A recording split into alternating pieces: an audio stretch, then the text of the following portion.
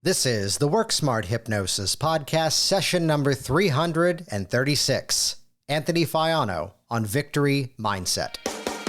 Welcome to the Work Smart Hypnosis Podcast with Jason Linett, your professional resource for hypnosis training and outstanding business success. Here's your host, Jason Linett. I am so excited for you to hear this conversation with Anthony Faiano, who's out of Pennsylvania here in the USA.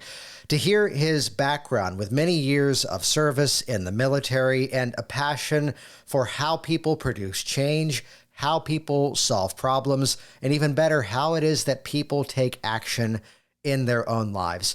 The reason I invited Anthony onto this program is that, again, many of you may already be inside of another career, another path, and there's an interesting nuance in this conversation here with Anthony, that there's a specific timeline already laid out in terms of when one career will come to an appropriate end to really free up the time to launch something very different moving forward.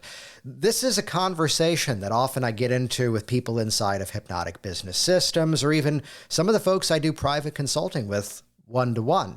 It's this idea that we have to completely shut down one thing to launch another. And briefly, a bit of a personal story first. I allowed myself to incubate, is the phrase that I now stand by. I was coming out of the career working in backstage production and professional theater, and I had a window of about maybe 9 months where we knew the move to Virginia was imminent, and over time, I was going to be leaving that theater career and going full-time in hypnosis.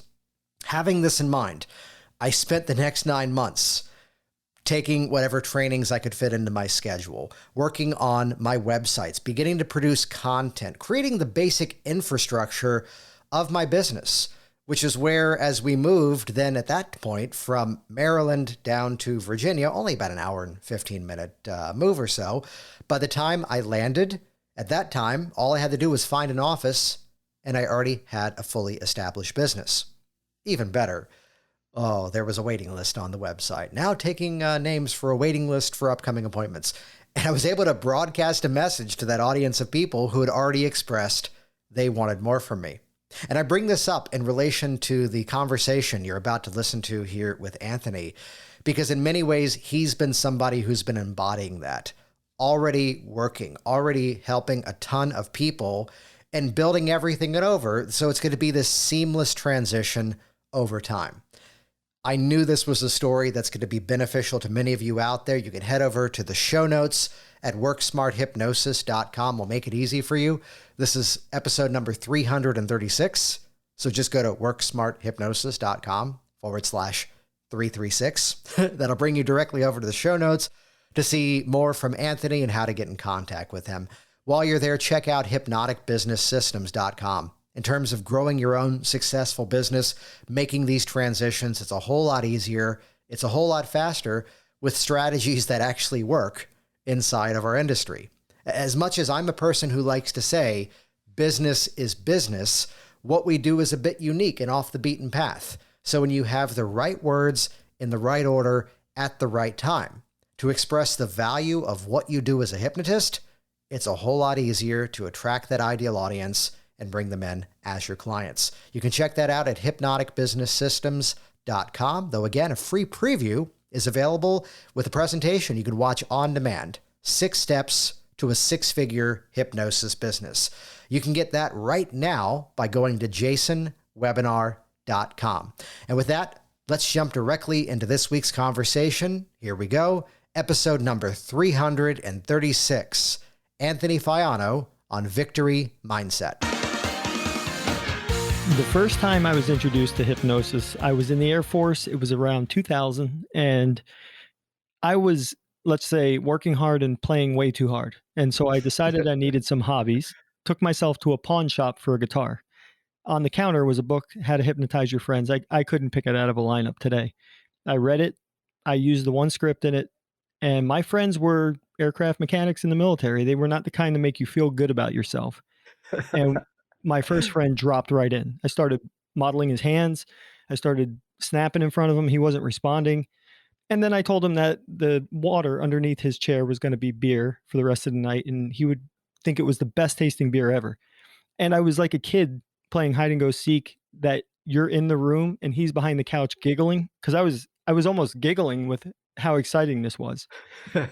He wakes up, he starts drinking this water and won't let anyone take it out of his hand Mhm. and is convinced that the tap is the keg, the tap water is the keg, and all night. So I thought, man, that's great. We do like to paraphrase that as the official professional moment of holy shit, it's actually working. Well, that was the beginning of it. So Yeah. the actual moment was when a woman came up to me, one of the women that I knew, and she said, Do you mind if "I'm pause that story for a second? Because I want to go back because Air Force engineers, right? crew chiefs, Crew aircraft chief. mechanics. Yes, but I mean, clearly these are analytical people who require special techniques and are hard to hypnotize. They're also people who like to make fun of you for failing." And so I Well, had a I was group of being them tongue in standing cheek out around of the me. expectation of that one. Trust me, they were waiting for me to fail so they can make fun of it. Yeah. When it worked, we were all kind of shocked. But when this woman came up to me and asked me to get rid of her fear of crickets, out of all things, that's why she never hung out at night, but nobody knew that. She said, "Can you help me?" And of course I said, "Yeah, absolutely." But I had no clue what I was doing. Hmm. And so I just imagined what it would be like if I had a fear. What would I need? I'd need to hold it. I'd need to see them, but not have a reaction. So in that moment, all I did was I hypnotized her according to the script. And then I just gave her that experience. When she came out of it, she immediately went outside looking for crickets. She had no fear of them. And Nice. that was the moment I thought, I can really help people with this. And so I just started reading. So it was 2000. So I was going around looking for PDFs that somebody would have thrown up online and I could read it. And I got as much as I could until, moving on to the first hypnosis academy that I was exposed to. So I love that nuance though of just the chance encounter of going to the thrift store looking for the guitar and here's a book. And I know you said you can't really pick out the book the same way that one of the first things I ever found. It was horrible, and I wish I still had it. But the language was memorize these words that ought to work. And Okay. that to the credit of that book, sometimes the lesson of what not to do is the lesson of what to actually do. And I went, I need to actually learn the language beneath this, and that may be why so much of what I do now is the fascination of this word versus that word. And while you may not remember the exact book, can you remember like some of the themes of what that induction may have been in terms of this? Absolutely. Yeah, go for it. I remember it started at the top of a flight of steps Yep. when I would ask the person to imagine about halfway down those steps was a colorful, relaxing mist that you were going to walk into. So it was almost a reverse progressive muscle relaxation. Every step made you go deeper into that state. And then once your feet were in it, then you can feel it move up to your knees. And then it was some sort of progressive muscle relaxation. And until you were fully immersed, you could feel that there was a door to your right. And through that door was the beginning of whatever you were going to get into. Yeah. Yep. Nice. Nice. I've heard the anecdote that often we end up falling back on the stuff that got us started. Are you still using traces of that at all these days? I use if I can pick up on my client's expectations. If they come in here and said, "So you're going to relax my whole body, right? Like start at the top, go to the bottom." I am going to do a progressive muscle relaxation. I'm going to meet their expectation. I'm not going to show off. The tendency is like, well, actually, check out this instant induction I just learned, and then you break rapport. So I didn't want to do Mhm. that. And the one lesson I learned that I take with me from that book is I was helping people before I actually knew what I was doing. Yeah. And I don't have to overthink this process. This is supposed to be something fun and creative and help somebody at the same time. And that's what's brought me into it even more. Yeah. So then from the sudden discovery of she's out there looking for crickets and naming them and keeping them as pets, I'm sure. What was the next step along that journey then in terms of going further into it? Reading books, I realized a lot of the books that the library had or that I found in self help sections didn't give me what I was looking for. It talked about more philosophical, this is how hypnosis works. And at the same time, how do I make that happen? So I started to overcomplicate it in my mind. And then I ran into the Mike Mandel Hypnosis Academy Mhm. and signed up for that and really got a structured look at things. And shortly after getting that, I found you. And that is when the whole journey of seeing somebody that lives so close to me having a successful business in this, it's one of those things where you think back to high school and you go, nobody ever told me I could do that. I Yeah. would have done that. Yeah, thank you for that. And let's look at the strategies inside of that, though. I'm curious to ask the overcomplication, and that's something that I kind of found this window of time, probably 2012, 2013, Mm, of catching the places where I was, and this is where the whole theme of work smart hypnosis came from, of adding stuff to the process that really didn't have to be there, expecting that certain rules had to be followed in almost a rigid structure. Can you mhm. think of any of those complications that you realized you were able to take out? Well, listening to Freddie Jacquin, I think it was on your podcast, the Jacquins seem to want to simplify everything to its bare bones. Yeah. And there's a lot of art that goes into that. And I've seen none of the academies, I wouldn't say the MMHA or yours or a lot of the trainings I've taken, I seek that simplification of the process. I seek the freedom in building those things. So I haven't run into too much of that. I guess the closest thing would be kind of the progressive muscle relaxation stigma. I know the intention is to get away from just that and to have, a more robust way of meeting your client's needs. However, I felt like it was a little demonized in the beginning. Hmm. And I think, yeah, I don't think we need to demonize it. There's a time and place for it, like there is other things. If that's the expectation of your client, why deny them? It's a very easy need to meet. Yeah, and one of the greater benefits as I look at something that I heard Michael Elner say many years ago was that he goes for anything stress, for anything pain, for anything that's bothering your client, to simply do that creates the opening in which now change can occur. Yes. So to ask yourself, instead of this technique versus that technique, well, what does this serve and what will it be helpful for? Or even with that one, I kind of defaulted to go, well, I will say I do prefer an element induction because it's a give and take. There's interaction the entire way through. But now I can use the PMR as a technique inside of the session to satisfy a different point. Sure, you could use it as a deepener. I Yeah. mean, Elman's great because of the feedback it provides the person doing it. It's loaded with everything you would want in an induction. I do think that's quite the standard. And to just to mention something that you've done with it, the mental relaxation, people like to play games with that part. Some of the clients I've had like to see if they can just keep counting down. And I know what they're doing, but writing your name in the sand and having the waves come and Oh, yeah. that is money. That is money because they disappear every time and they assume I'm mentally relaxed now. Yeah, and credit to actually, I think I heard Don Motton do that Okay. many years ago. And so then looking at this journey of now going off, taking one training, taking another one to kind of refine the skills, we live Mm. by the Scott Sandlin line of not necessarily learn from people who disagree with each other, which just 10-second anecdote. There was someone in a Facebook group the other day trying to pit this training versus that one. And I'm like, I just have to swoop in and just call out the fact you realize we're all friends and we like Yeah, each other and we send people to each other's trainings and we all say nice things about each other. You're putting a presupposition of competition that's just not the case. absolutely. We all sit in each other's workshops and cheer each other on and say, oh, go take this person's thing.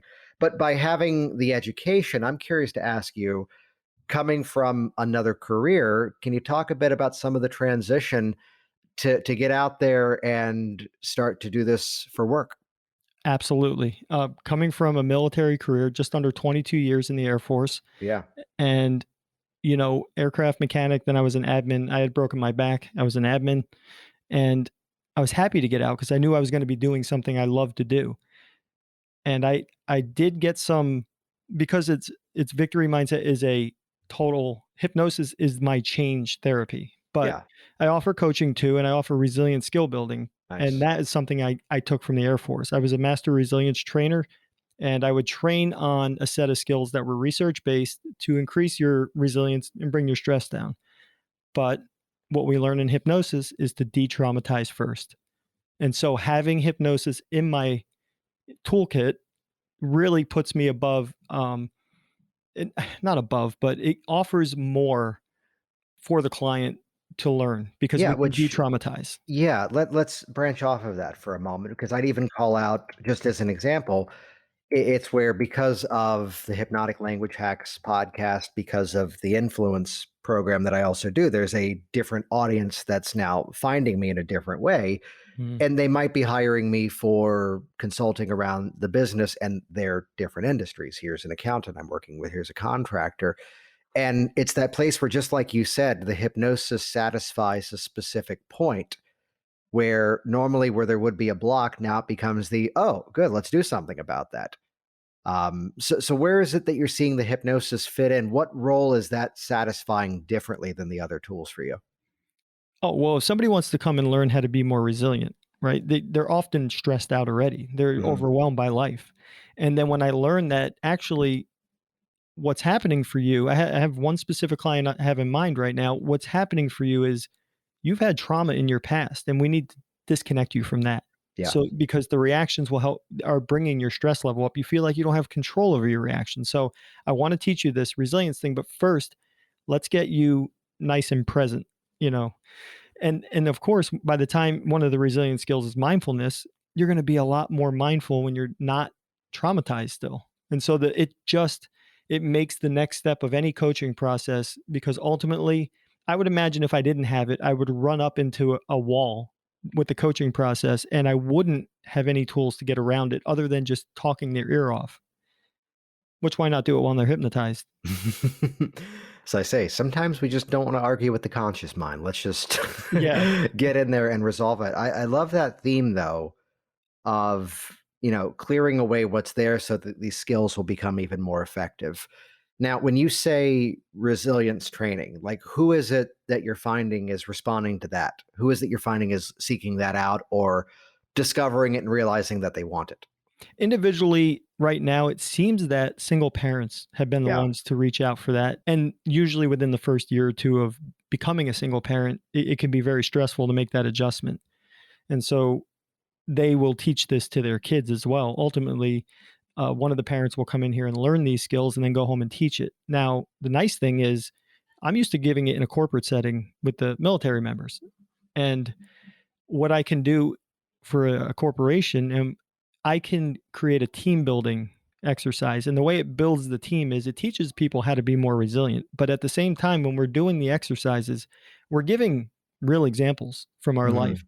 And I'm seeing people look at each other and say, I didn't know that about you. Man, and I see relationships begin to form based Yeah. on common experiences that they never even knew they had. And so it's a very deep team building exercise where you start seeing people hang out outside of work now. People living, telling you, I learned this thing and it's helped my marriage.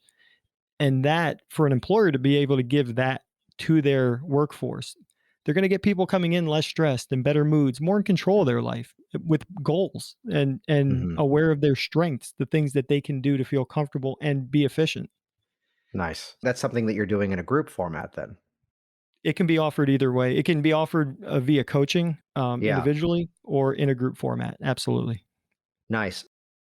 Is that the messaging that you're putting out then, in terms of this is the service, this is the offer, or is that what it then morphs into? Like, what's the structure of how they're then realizing this is what we're about to do, this is what I'm seeking out? At this point, it's going to be word of mouth. Yeah. My first client that brought me in for public speaking slash resilience is Procter and Gamble, and they had me come Nice. in and train their leadership on stress management. And of course, I could incorporate these resilience skills. I could also incorporate some of the techniques that we learn in training, and they loved it. But then COVID happened, and they didn't want anyone on their property. So Right. Yeah. I'm still waiting to hear back. I've been told that this will pick back up again at some point. So but I've moved into a different area, and I'm approaching those. I'm actually meeting a business tonight, medical business for pain management. So I am a bit all over the place. It is my first year, and Yeah. I'm actually learning more of what I don't want to do. Which, again, he keeps coming up. But shout out to Scott Sandlin. Hmm. I listened to that episode. My office is inside a drug and alcohol rehab facility, outpatient treatment. It's all counselors, and my office is in the back. And they had me work with a couple of their people. And oh boy, I think Scott may have downplayed how hard it is to work with certain addictions. It, and I don't mean he downplayed it deliberately. I think he's that good at it, Yeah. but whew, it's not the client that I'm looking for. Oh, I think there's something inside of this, which is that, and correct me on this, that, there's a specialty in terms of, let's say, service, in terms of modality, that inside the coaching, here's also the hypnosis, here's Hmm. also the resilience training. And that's part of the specialty. And given the military background, when someone sees that, people do business with people that they know, like, and trust. And Yes. it's where, I mean, I can give the example of, I had someone working in the office at one point, and if it was a person who was in the Navy, I was able to say, I'm going to have you work with him. Well, I wanted you. Yeah, but he's been through the same things and he's going to get the scenario better. That's why you're going to work with this person if there's some sort of connection. The same as, here's someone who mentioned some sort of more ongoing psychological disorder. And I would go, I'm confident I can help you. However, here's a psychologist in the area who's a phenomenal hypnotist. Let me give you That's a their great resource. information. Yeah. Yes. And to the drug and alcohol side of it, I had briefly, I was not seeing them to come off of heroin, but it was a specific treatment center that, as they were clean, they would share my name as someone as the resource to go for everything you're looking to build now. He can help you to get there. And I was very clear on that role of going, I'm not seeing you for this side. That's what that team is for. They're Mm, working on what you've been through. I'm helping you with where you're going, which is also what they're doing as well. sure. And there's something to be found around, we can do something enough to a point that we do realize eventually, oh, that's my specialty. Right. Oh, that's what I'm really good at. And likewise, too, there are certain things that we do enough over time that you go, you know what? I've done that. And it's my business, it's my sandbox. I don't necessarily, I had someone who called me for something, which, let your imaginations go exactly where you're going to guess. At one point, I was the only male hypnotist in the area. Hmm. So when someone calls up and says, "Oh, Laura over at this other practice sent me your way," and it was a male voice. Ah, yes. I Yes. know where you're going. And now I look at it and go, okay, I've done that quite a bit. And yes, we have, they always make sure they've gone the medical route, make sure they've mentioned the idea that they're seeing a hypnotist for this. Sure. But I'm the one going, you know what? Here's three people I know who would be phenomenal. And it's not for any lack of confidence in helping with that issue. Right. It's to say, after, 12 plus years, this is what I'm focused on right now. I thought you And just didn't like this in your work. um, I just send them to you. No, so to have that ability where we can say, this is what I do well. Right. And I think sometimes it's a better choice to have done a bit of everything. So it's Hmm. not just the one track mind. I've wanted to niche. I've listened to your stuff on. I've listened to a lot of people talk about it, and I will. However, I have this. Any hypnotist has this massive toolbox to work from, Yeah. and a lot of times it's a matter of, boy, I really like working with pain clients because I like when they get up and it's gone and they do this little celebration in my office and Yeah. Yeah. go and tell everybody they know. You know, there's just something magical about that. But then, not every paying client will be the same. I am right now just focused on helping as many people as I can. And of course, being honest with myself when it's not my job to help them. And, Mhm. uh, and through that, through the experience, I will find a niche. I guarantee it. Well, there's a sit on the fence place in the middle, and this is the official teaching position I have now, which is to say you can be that generalist if you go to what still is the Virginia Hypnosis website, of Hmm. course, named after Virginia Satir. We all know Of that, course. broadcasting from Orlando. But if we can look at that site, and yes, there's two services that are prominently there for clients. And then there's a drop down with like public speaking and weight loss and other items. The message is, anytime you're going to broadcast something, niche down the messaging. We can have different broadcast streams. The metaphor is, if you're blowing that dog whistle, as soon as you're okay, that you don't want everyone running to one message. And the beauty of it is, here's a webinar that brings in most of my clients right now, which is very much talking about business confidence, imposter syndrome, fear of failure. Mm. And yet here's a client who just came in for a fear of something very different. She made the calculation. I bet he works with this too. So we have that ability to broadcast, but it's where if the opportunity comes up to be at a networking event, don't do the anything and everything. Pick Right. one thing specific. And when I go to networking events, it's usually like the one I'm going to tonight is for an orthopedic center. Oh yeah. So that's clearly a pain management. Know your audience. Yeah. Yes, yeah. Oh, hey, I can help you quit smoking. To be like, what are you doing here? Yeah, I definitely when I'm out representing the business, I know my audience. Although, then again, Then again, big three: smoking, stress, weight. As soon as we remove any of those three, comfort tends to increase. absolutely. And these are people who often are having to make the recommendation that, hey, here's what we can do to help you out. However, if you would do this thing, it would help you even further. And they're often in the place, kind of like back to what you said around, the coaching and the resilience training, that there's a place where we kind of just get a block of just advice as to go, Mm. you should do this. And now here you are as the resource that now represents, I can also help you with that. Right, and educating the area is a big deal. There are some hypnotists up in Harrisburg, which is about 45 minutes from my office, but even the people in this town, I've realized after a year, I will wear my shirt out and say, "Have you heard of this?" Yeah. "No, what is it? Is it a beer?" I say, "Well, not yet, but Ooh. all right, thanks for the business idea." Yeah.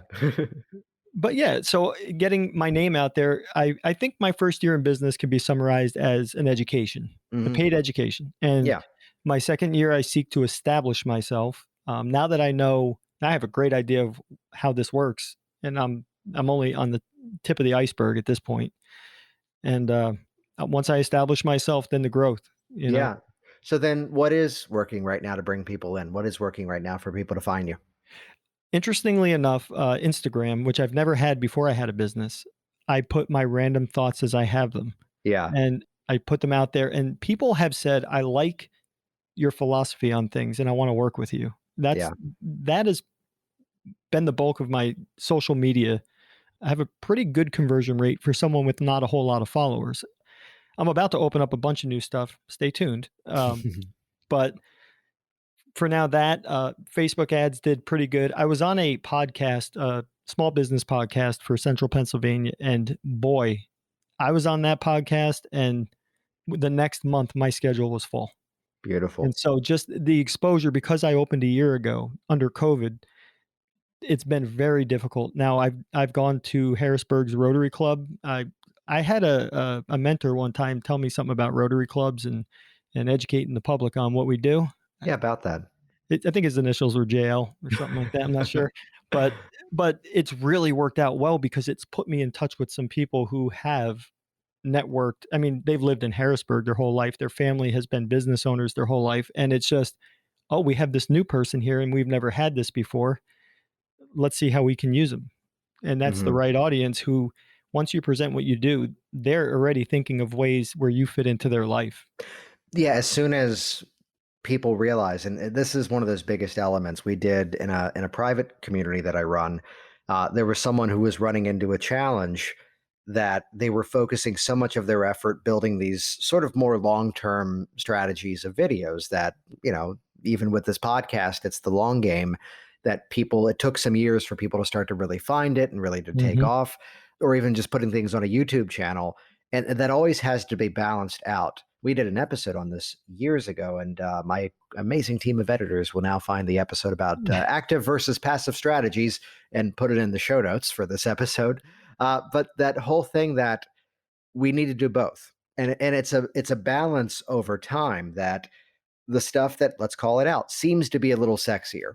I'm Mm, going to create a product, and I'm going to create a webinar and drive people through it to sell it.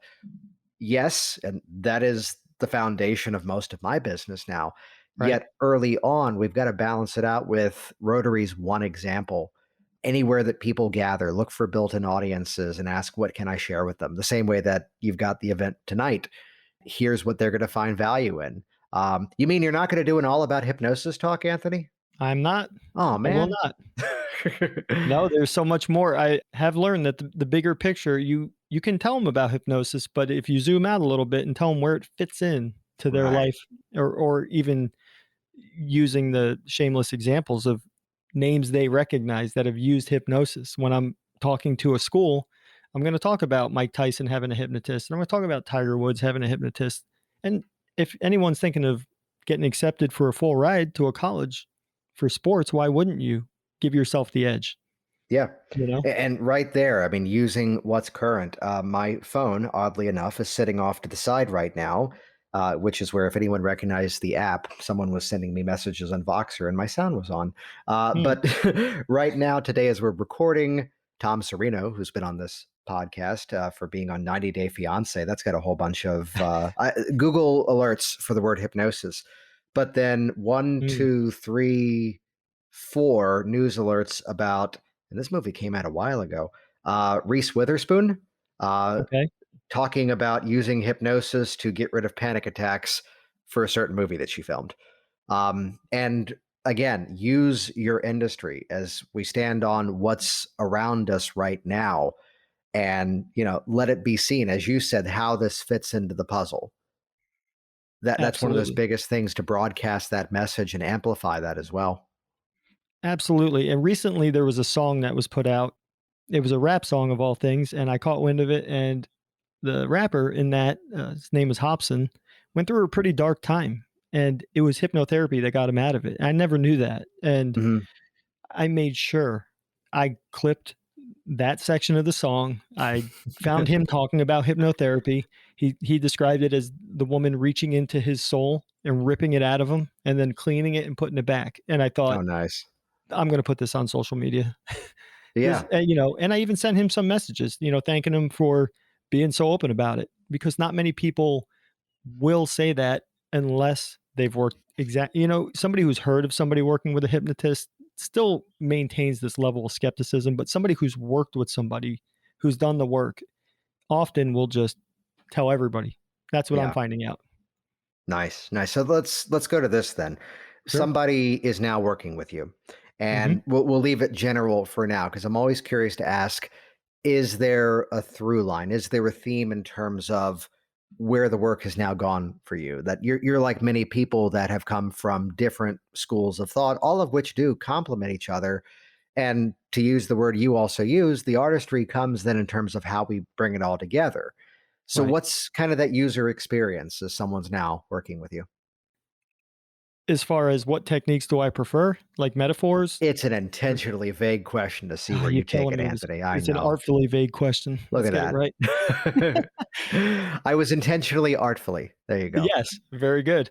I absolutely had no idea. I mean, I've heard it a million times in my training, the power of metaphors, and boy, the metaphor can be the thing that tips the scales in their favor, in the favor of meeting their goal. The metaphor, the embedded commands, just the so what we do is I find the most important thing that I make sure I say specific things is that pre-talk. It's another thing that you hear it in your training, but if you craft that pre-talk, and I put so much responsibility on them in the pre-talk, it almost, it causes them to have to participate. How do you do that? Okay. So they come in and they say, "You're going to fix me, right?" And I say, "Oh yeah, it's just like that. That's what I do. You sit down, you go to sleep, and you wake up all better." And they say, "Oh, okay, great." And I say, "Well, actually, you're going to do some work too." So I say, hypnosis is not mind control. It's not me taking control of your mind and fixing it for you, even though I know what you think is happening. This is how hard it's going to be. You're going to hear me talk to you the whole time. I'm going to say, imagine you're standing in a field and you're going to lay there in that recliner and you're going to do all that work of imagining you're sitting there in the field. And then your conscious mind could just go out to lunch. And they said, I can do that. I said, well, so it's a thing we're doing together. You understand that, right? So I can talk to you, but if you're not going to participate, you might as well just leave. And they say, oh, yeah, no, I'm in. Okay. And so I build, after I know there's rapport, I tell them this is something fun and exciting we're going to do together. And, I let them know there's going to be some things that happen during the session that might have you thinking, wow, how is that happening? And that's okay. You can just let that relax you even deeper. And I just draw the conclusion during the pre talk. So this is what it's going to look like. And I pre-frame their experience and I say, next time you open your eyes after I tell you to close them, you're going to find that even if you wanted to smoke, even if you wanted to eat more than you should, it's just going to be impossible because you're a new person. And there's a part of me that says the entire hypnosis session happens in the pre-talk and then you act it out. Yeah. And you hear these things in training, but in a real world situation, when you have somebody sitting there, you realize, why didn't that work? Why wouldn't they go into hip? Oh, they thought I was doing it to them. I forgot to mention that. And then you really learn to craft that pre-talk to have those things that highlight their experience. And I'll tell you, you don't even need a double bind at this point. You're the professional. They're here. I've never done this before half the time. And you walk them through it. And it's almost creepy to see them get out of that chair and just go off into life with this new way of doing things, which was exactly what you opened with. Which that's a thing that, and I'd say this from an instructor mindset, that can be a hard thing to teach sometimes. Mm, Or at least it was until, again, our good friend Metaphor crept in to go, oh, that's how we do it. And I always go back to, and again, a second time referencing him here, Michael Elner, who mhm, I took some amazing courses from him. I traveled up to New York twice to go take a training with him and already knew him. But to the respect of the techniques he taught, you got results because you were in the room with him. And, mm, and people would hear that now and go, "Oh, because you knew who he was." Like, no, the people didn't necessarily have the same prestige. It was that, as I'd characterize it, you were in a room with someone who, from the most loving perspective possible, refused to believe how solid and real that problem was. mm, You were in the space with someone who and that's something that I brought into what I do. That who was it? Marie Forleo. I got mad at for the phrase everything is figure outable. I'm like, damn it, I thought of that too. You did it first and said it better. It's a theme uh, apparently with me. But this idea that there's some sort of way around everything, and absolutely. we can figure. And it's again about creating that space where the stories. This is out of metaphor, this is where one of the things that I'm leading on this year is making sure people realize, especially with metaphor, all of your stories serve a purpose. Mhm, And if you're not intentionally choosing the stories, and this is painful to people, editing out the parts of the story that don't serve the story, you know, yeah, that's where now we can get into it in a much deeper way and realize that, as you said perfectly earlier, this is where now we can lean into those embedded commands of the stories. We can pull out those quotes and change that perceptual position and fire off an extremely direct command to somebody in the context of a story. And it's about creating that space where, as I brand it now, it's conversational influence reinforced by hypnosis. it's exactly. You're right. You're right about that. And if it's okay, one of the metaphors that I had created for Oh, yeah, go for it. smoking clients, I'd love to share it with your audience. Please. So oftentimes when it's happened a handful of times, but now I just incorporated this into the first session. I always saved it in case they came back. But so the metaphor is this: I want you to imagine yourself driving in a car, and the person driving is that old friend. It's a friend that's been there for you. He's been there in times of stress. He's been there in times of fun. He's been with you since you were whatever age they tell me they started. And I said, but that friend's keeping a secret from you. And that friend is going to drive that car off a cliff. He's driving you to your death. And so now I need you to take control. I need you to demand that the friend stop the car. So they stop the car. And then I have them walk around, open the door, and tell them to get out. As they get in and take control back of that vehicle, as they drive away, they look into the mirror and notice that that feeling that used to connect them to their friend has now been replaced by threat. And that as they drive away, the feeling of comfort goes further and further as they get smaller and smaller until you're fully into, I can't go back and pick them up. That's a threat. They want me dead. And that's the metaphor I give them. And it just locks it into Mhm. place. Which so many people would be yeah, but it was my friend. Yeah, but this thing supports me. And, we can sit there Sure. and the mind will sometimes butt up against advice. But Hmm. now to paint that story inside of a metaphor, it gets a very different response. Um, I have a slightly inappropriate version. Do you want to hear it? Of course. Okay, so the disclaimer is always to credit the comedian John Mulaney. You can curse as long as it's a quote, Absolutely. because then I'm not saying anything offensive in any way whatsoever. But it's where if I ever hear any traces of, well, it's my friend, it was there to support me. Well, a couple of years ago, I did have someone who came in and she sat there for a moment, and I could pinpoint the moment visually where she quit smoking. And it was in the conversation where she says, "Yeah, but it's my friend." And then I saw this shift occur and I hadn't done anything yet. And she goes, "But then again, I realized my friend was best friend in real life was sleeping with my husband. So I got rid of her. I got rid of him. Might as well get rid of the cigarettes too." And I'm just sitting there wide eyed, like, "You really just said that? Oh. Awesome."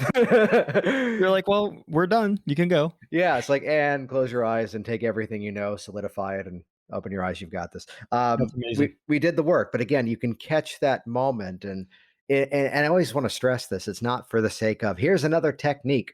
It's instead this place where it's the texture. This is what we call compounding. That Yeah, we can absolutely. drop a story in the pre-talk intake conversation. We can reiterate a story during the session as well. Is there a time that you've had something happen with a client, look to universalize what happened as a technique you can use with others? I don't necessarily think I do have a specific example of that. Mhm. Yeah, that's one that I sometimes hear of where, again, we can model that success and create that space where just this is the place where this thing happens. Yeah, I just make sure it's a lot of it. I put so much emphasis on the pre-talk, Yeah. and the post-hypnotic suggestions. Just how I'm very careful how I talk to them. I've heard myself giving people embedded commands to undo everything I just did on accident. How so? Whoops. Hey, don't go out there and light up a cigarette when you get out there. You know Oh, what to do yeah. now. It's like, Yeah. what did I just say that for? Why? Wait, come back in here. I got to start again. No, wait, mulligan, come back, yeah. Yeah. Yeah. So that's, one of those things. Just making sure that the pre-talk is appropriate. But I will say this, and what I've learned with metaphor and trusting your own artful skill to take the principles and create something that's authentic to you.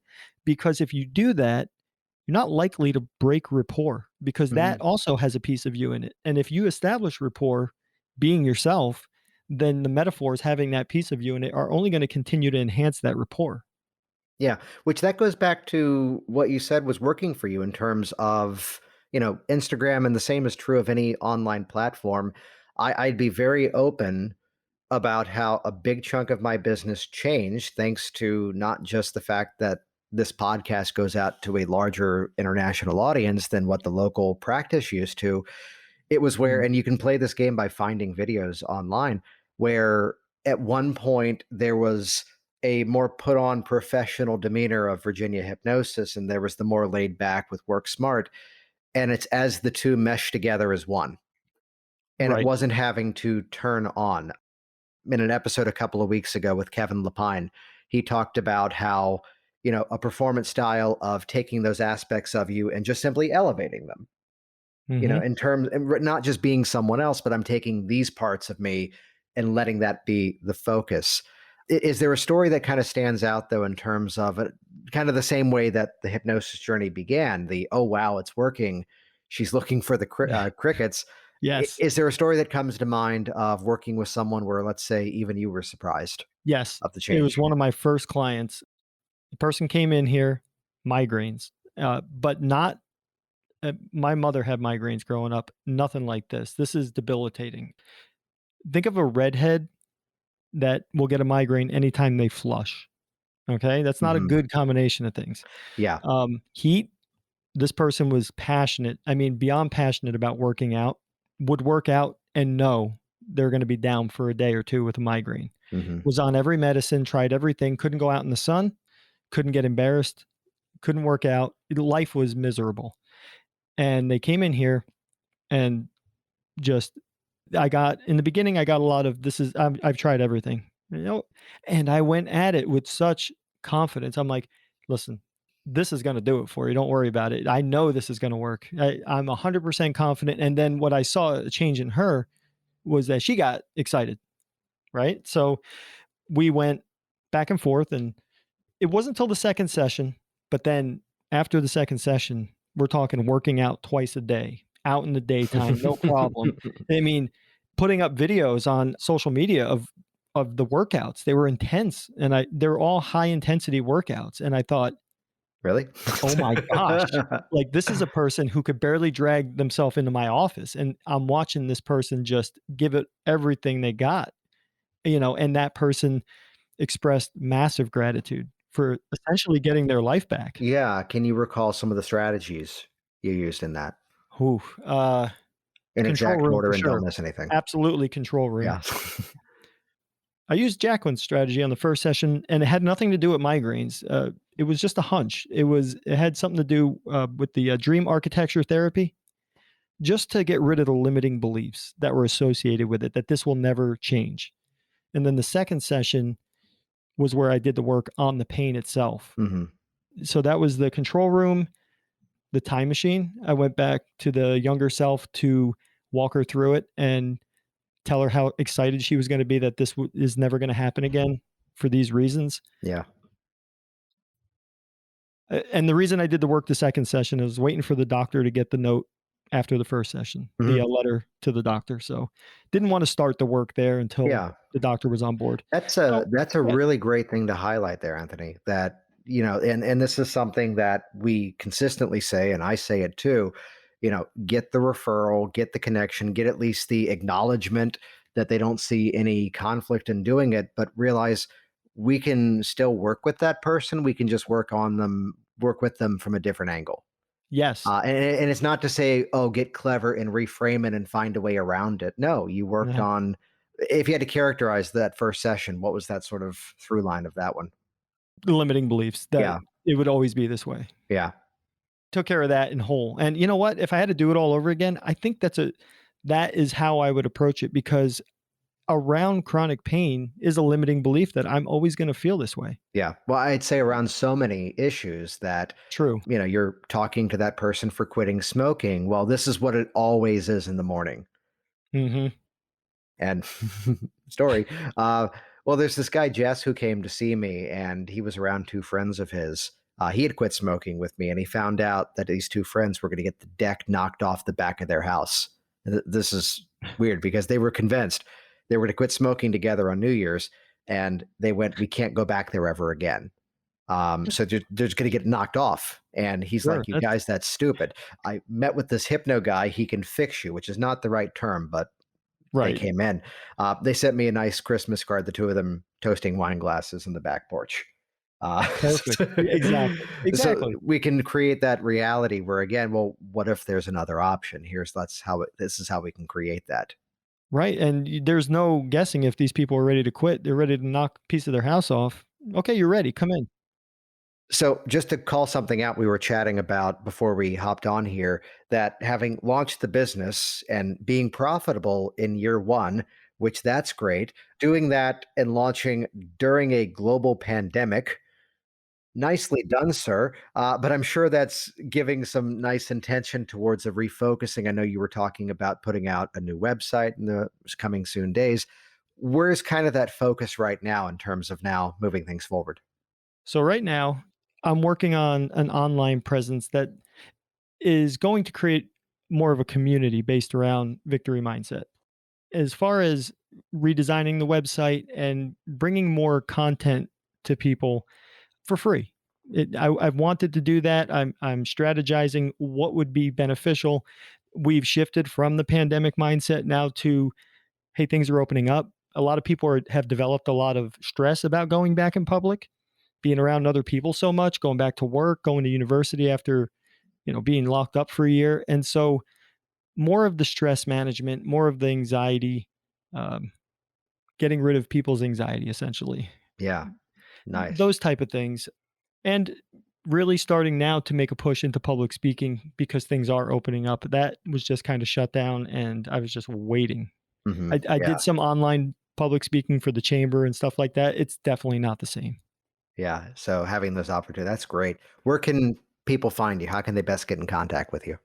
Well, they can go to victorymindset.net if they want to shoot me a message. They can find me on Instagram @_Victory Mindset, or they can find me on Facebook @The Victory Mindset. Awesome. And we'll link to all that in the show notes over at worksmarthypnosis.com. Anthony, it's awesome to hear what you've been doing with all of this, getting out Thank there, you. helping a ton of people, and especially to share your story from another career, making that jump, especially loving the themes of resilience and what that means to people, especially to overuse a phrase that's already been overused now more than ever. Before we wrap it up, any final thoughts for the listeners out there? You know, I know your audience has made a lot of hypnotherapists, hypnotists, and as a community, the idea of taking us into quote unquote the mainstream, or at least the people having us as a viable option. I just think that staying current, having the empathy for your client, and just really being that resource for the community where a lot of communities don't have us as a resource. And so developing yourself into the best hypnotist you can be so that when you get clients, as you said, you can specialize in one thing, but people will still be interested if you can help them with other things. So staying curious, just stay curious as what is next? What else can I help with? Jason Linett here once again. And as always, thank you so much for subscribing to this program, leaving your reviews online, and exploring the back library. Hey, we've been doing this thing for more than 7 years. So chances are, if there's someone you want to hear more from, we've probably had them on here. And likewise, too, even better, getting strategies to grow your business and help you to thrive inside of all of this. You can check out the show notes at worksmarthypnosis.com/336 to see how to interact with Anthony. And you can also check out hypnoticbusinesssystems.com. There's no need to reinvent the wheel. Model what actually works with proven strategies to help your business thrive and survive in any economy. Check that out, hypnoticbusinesssystems.com. Though for a free preview, watch the on-demand presentation, 6 Steps to a 6-Figure Hypnosis Business. Get it right now at jasonwebinar.com. Thanks for listening to the Work Smart Hypnosis podcast at worksmarthypnosis.com.